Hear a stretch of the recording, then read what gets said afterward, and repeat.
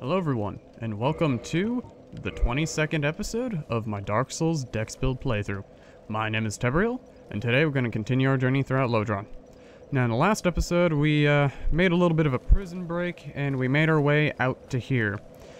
And we're now in the main area of Seath's abode.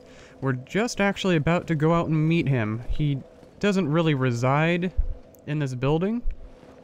He's actually outside in the forest over that way. So, yeah. Anyways, I did some leveling up, and I was messing around seeing if I could fast roll without the ring on. I unfortunately cannot. So I'm gonna put that ring back on. However, here in probably a couple more levels or so, I probably will be able to. So, that's good news. That frees up a ring slot and makes it so something more useful can go there. Anyways, let's actually go out and let's go meet Seath. It'll be a bit before we get to him, but not too terribly long. Pulling this lever puts down this staircase, of course. And we got one last crystal undead dude to deal with. Easily dispatched. Okay, opening up this, and we have ourselves some prism stones.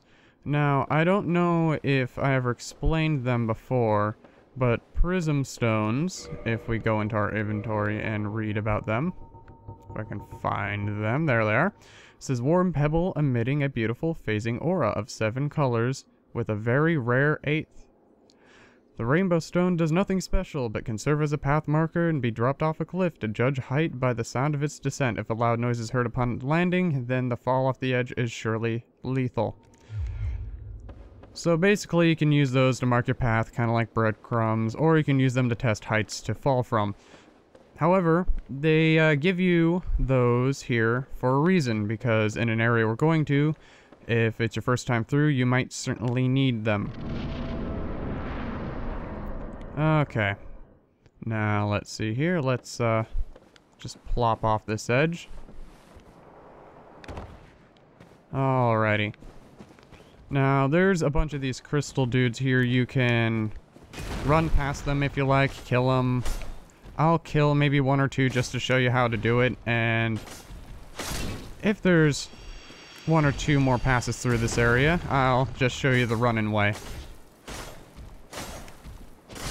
Either way, though, with how much our weapon is upgraded and what level we are, these guys are really, really easy. So let's go ahead and shoot this guy if we can. Yep. Let's see if we can do it without getting the other guy. Yep, we did. If you go down there, usually you'll aggro both of them. He got stuck on something. Come on, let's go. So generally you don't want to do that, but it's almost impossible in some cases. Granted, these guys aren't very hard. They, their attacks have a lot of wind-up, so you can judge when they're about to attack. And by now you should be able to handle large enemies with slow attacks. I mean, we killed several on our way here, but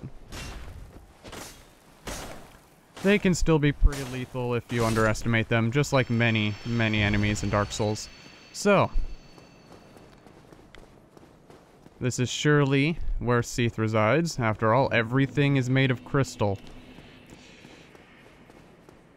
Now, there's a little bit of lore in terms of why everything's crystal here, and in terms of why Seath is wanting to turn everything crystal, aside from the fact that he seems insane just about every other character in this game.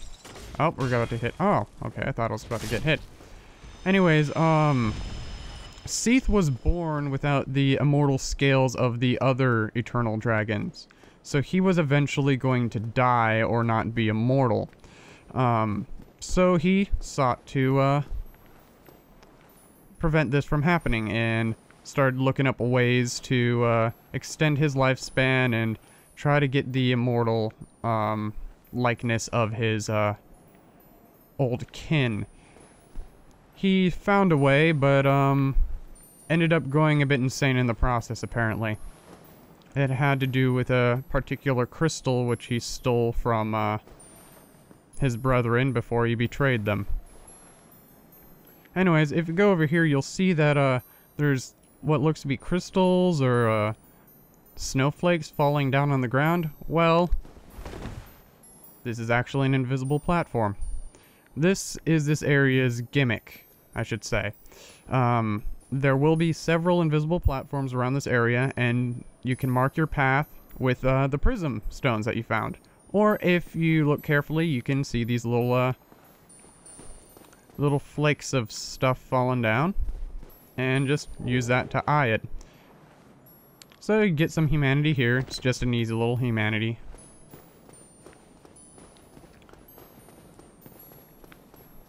And sorry it gets framey in this area a little bit.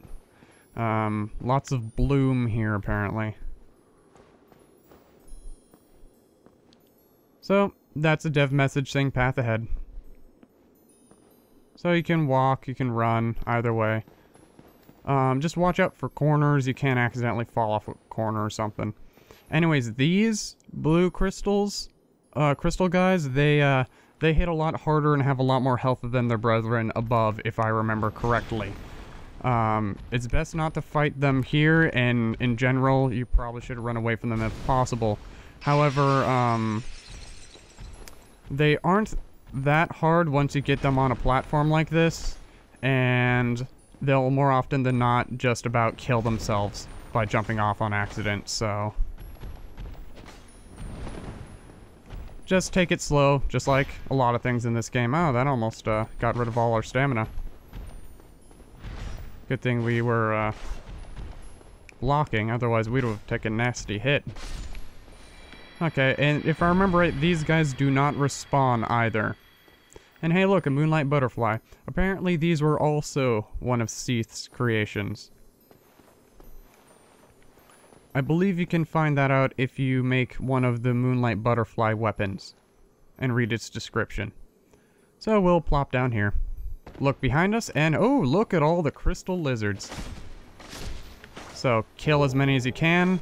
Usually you can only get one or two, but they drop a lot of nice little items. If you go this way, you can actually get I believe a blue titanite slab on the corpse of a guy over there. However, the path over here is very windy, and you probably will more often than not find yourself falling off. Thankfully, the paths to Seath is fairly straightforward. Pretty much, literally straightforward. Just keep walking forward, and you'll get there. You can plop down here. These guys really have nothing of interest. Souls and whatnot. So let's eye the path and continue walking. It's entirely possible I could fall off here. It happens to everybody. You can walk, you can run. So I'm just gonna run. Give you guys a nice little scare. It's very intimidating the first couple times you do it, but don't worry about it. Eventually you'll get it down pretty easy.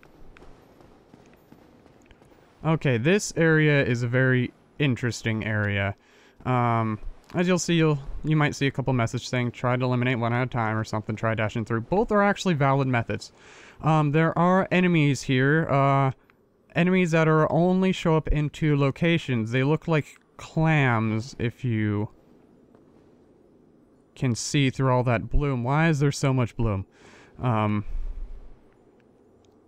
So my suggestion would be to slowly inch forward, because their aggro for some reason doesn't work like others, because I guess some of them are sleeping here, and more often than not you'll aggro one that's further away than another.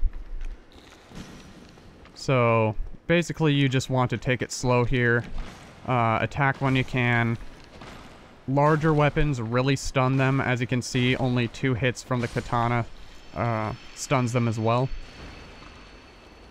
They're also a very good source of purging stones and twinkling titanite as well. You can farm them from these guys.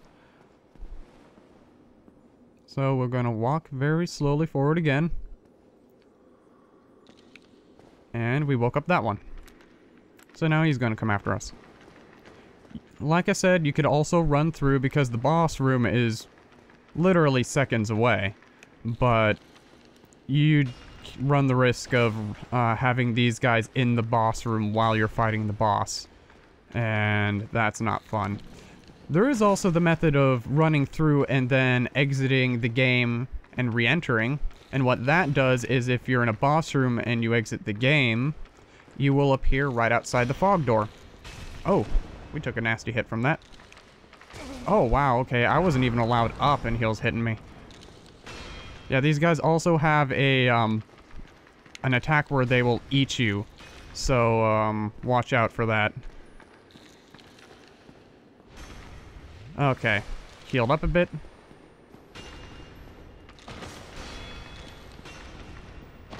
And we're gonna take this guy out here shortly. There we go. For some reason, this one was being much more trouble than all the others.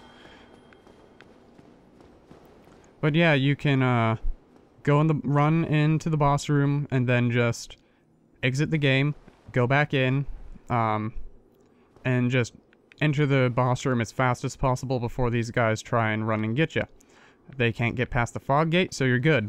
Problem is when you kill the boss, all of them will start pooling in. So, better be quick. Generally, you want to keep any sort of projectile weapon on you just so you can get some guys. Oh, he got me pretty badly. Like anything, even like a throwing knife. See, there's the bite. Will work. And it's generally just very useful to have those sort of things. Oh, no twinkling titanite yet. That's actually surprising. Usually you can get almost a 50-50% drop rate. But, you know, maybe we'll see an example here soon. Just more of the same stuff. Take it slow. I think the problem is that I'm used to fighting these guys with really large weapons. Because weapons like this Zweihander will pretty much stun lock them in about a hit. Okay, and here's the last one that we need to fight. Oh, that one just stuns them like straight off. Okay, that was interesting. Come on, give me stuff. Ah, okay, I guess we won't see an example here. That's a shame. Okay, we're about to enter the boss room. Now, this boss can be one of the easiest ones in the world or one of the hardest, depending on your setup. So first, we're going to make sure we have everything all good. And let's see what pine resin we have. Gold pine resin is pretty nice in this situation. However, I think I'm going to save it, so I'm just going to use this charcoal. I can't remember if he's particularly weak to fire. He might be, but most everything is weak to lightning. Okay, and as you can see, there's a bunch of corpses of people being cursed, unfortunately. Which is, like, originally when we first fought him, he can do. So let's see here. Do we have anything that can remove curse on our person? No, I don't believe so, but it doesn't matter. We're fine. Let's watch the cutscene.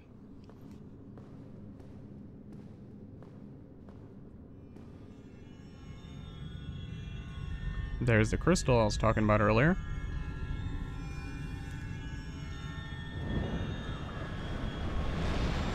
Seems he doesn't want us going anywhere near it.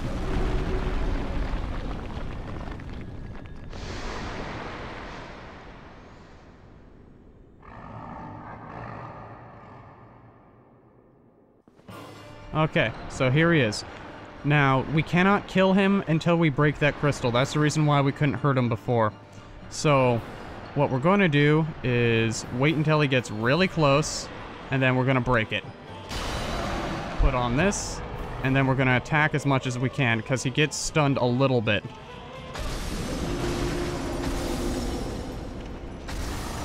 Okay, when he does that, you want to run away as far as possible. The problem is that we're really close. So we will take a little bit of damage. Not too much, thankfully. He'll do those beam attacks, just like in the, just like when we first fought him. And he'll also try and smack you.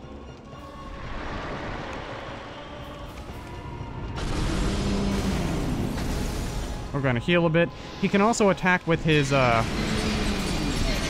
whoops. He can also attack with his tail. Oh, wow, he's really, really angry right now. Okay, we're gonna move a bit. Let's see if we can avoid getting smacked by his tail, because that hurts a lot. Yep, he's trying to. Yeah, okay, let's get him to turn around. Almost killed him. I just wanted to move him so we had some, chance to actually move in case if we need to run away again. Looks like it was no need. What a pushover. Well, I would say GG, but that was a bit too easy.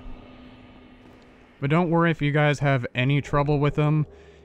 I had a lot of trouble with them originally. Well, actually, I think I killed him my first time. It's just, for some reason, on subsequent playthroughs, I had some trouble trying to kill him.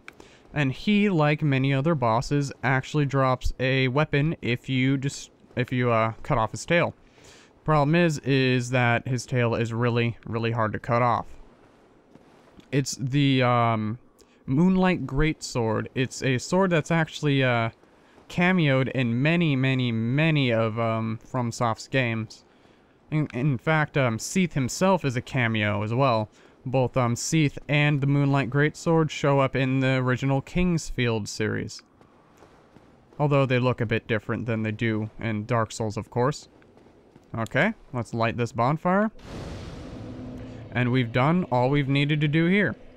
At least in terms of boss souls anyways. So let's warp out.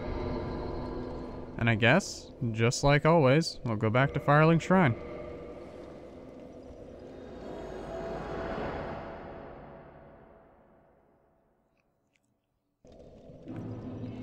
So from here, we only have one place to go. And that would be down. Down back into Blighttown. Now, there was an area I said I'd go later to, near the, dying spider lady in Blighttown past, the boss. And that area is the area I was saving for last. Mainly because the boss there isn't exactly the most fun to fight. It's a very gimmicky boss battle, but the area leading up to him is pretty cool. So, I think I'm gonna call it here. I believe the episode's probably on par, a little bit shorter than the other ones, but I think it's good length to stop. So, thank you for joining me, everybody. My name's Tebriel, and I hope to see you all in the next episode of my Dark Souls Dex Build playthrough. Goodbye, everybody, and take care.